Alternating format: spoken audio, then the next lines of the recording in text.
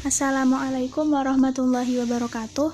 Kami dari kelompok 7 akan mempresentasikan hasil kerja kelompok kami yang berjudul Pemikiran Tokoh Ekonomi Abu Yusuf.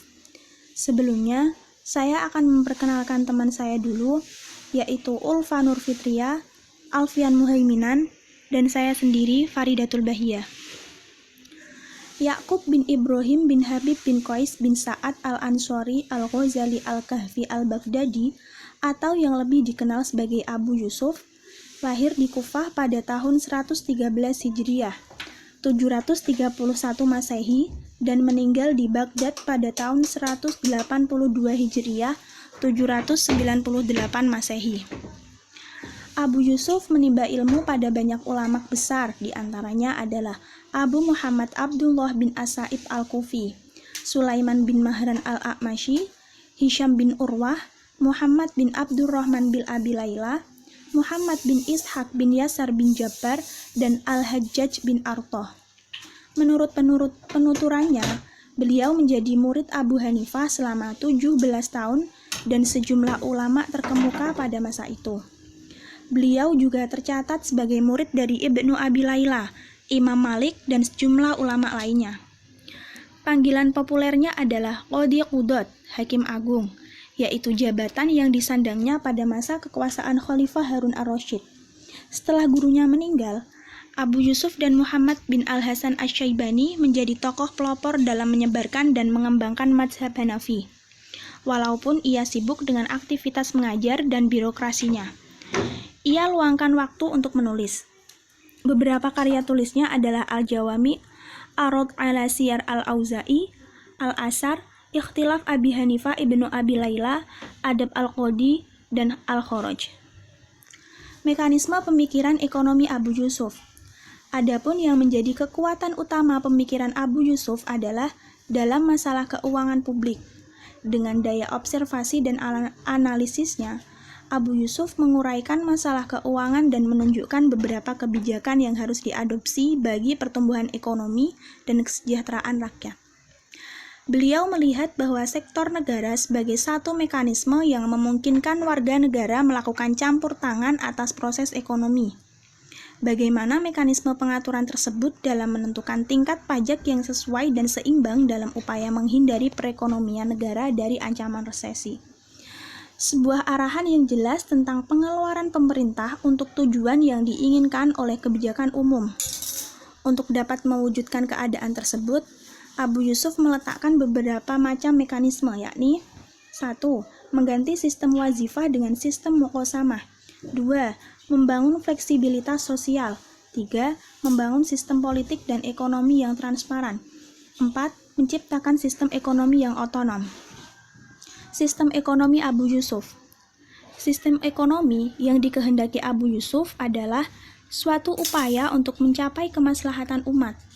Kemaslahatan ini didasarkan pada Al-Quran, Al-Hadis, maupun landasan-landasan lainnya. Hal inilah yang nampak dalam pembahasannya di kitab Al-Kharaj. Kemaslahatan yang dimaksud oleh Abu Yusuf adalah yang dalam terminologi fikih disebut dengan maslahah atau kesejahteraan, baik sifatnya individu, mikro, maupun kelompok, makro. Secara mikro, juga diharapkan bahwa manusia dapat menikmati hidup dalam kedamaian dan ketenangan dalam hubungan interaksi sosial antar sesama dan diatur dengan tatanan masyarakat yang saling menghargai antara masyarakat satu dengan yang lainnya. Ukuran maslahah menurut Abu Yusuf dapat diukur dari beberapa aspek, yaitu keseimbangan, kehendak bebas, tanggung jawab atau keadilan, dan berbuat baik. Dalam hal yang berhubungan pemerintahan, Abu Yusuf menyusun sebuah kaidah fikih yang sangat populer, yaitu tasruf al-imam ala ro'iyah manutun bi al-maslahah. Setiap tindakan pemerintah yang berkaitan dengan rakyat senantiasa terkait dengan kemaslahatan mereka. Ia menekankan pentingnya sifat amanah dan mengelola uang negara. Uang negara bukan milik khalifah, tetapi amanat Allah dan rakyatnya yang harus dijaga dengan penuh tanggung jawab.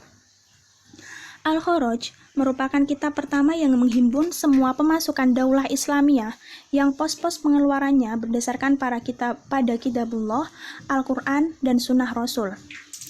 Dalam penghimpunan zakat dan pemasukan lainnya, Penguasa dinasihati agar memilih orang-orang yang dapat dipercaya, teliti, dan kritis. Ini semua diharapkan agar proses penghimpunannya bebas dari segala kebocoran, sehingga hasil optimal dapat direalisasikan bagi kemaslahatan warga negara.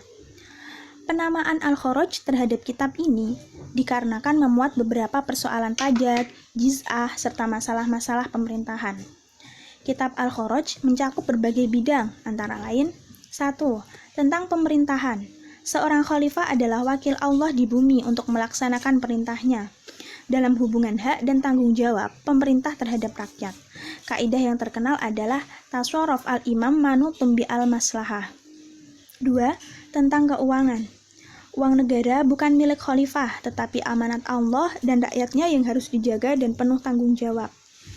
Tentang pertanahan, tanah yang diperoleh dari pemberian dapat ditarik kembali jika tidak digarap selama 3 tahun dan diberikan kepada yang lain. 4. Tentang perpajakan. Pajak hanya ditetapkan pada harta yang melebihi kebutuhan rakyat yang ditetapkan berdasarkan pada kerelaan mereka. 5. Tentang peradilan. Hukum tidak dibenarkan berdasarkan hal yang syubhat. Kesalahan dalam mengampuni lebih baik daripada kesalahan dalam menghukum. Jabatan tidak boleh menjadi bahan pertimbangan dalam persoalan keadilan. Kesimpulan, adapun yang menjadi kekuatan utama pemikiran Abu Yusuf adalah dalam masalah keuangan publik. Abu Yusuf dalam membenahi mekanisme ekonomi dengan jalan membuka jurang pemisah antara si kaya dan miskin. Sistem ekonomi yang dikehendaki oleh Abu Yusuf adalah satu upaya untuk mencapai kemaslahatan umat. Kemaslahatan ini didasarkan pada Al-Quran, Al-Hadis, maupun landasan-landasan lainnya. Hal inilah yang nampak dalam pembahasannya dalam kitab Al-Kharaj. Kemaslahatan yang dimaksud oleh Abu Yusuf adalah dalam terminologi fikih disebut dengan maslahah atau kesejahteraan baik yang bersifat individu maupun kelompok. Tujuan kebijakan ekonomi Abu Yusuf adalah untuk mencapai maslahah ammah. Maslahah adalah kesejahteraan yang sifatnya individu maupun golongan. Model pemikiran Abu Yusuf adalah berbentuk pemikiran ekonomi kenegaraan, mengupas tentang kebijakan fiskal dan berkenaan dengan pendapatan negara. Demikian dari kelompok kami, kurang lebihnya mohon maaf. Wassalamualaikum warahmatullahi wabarakatuh.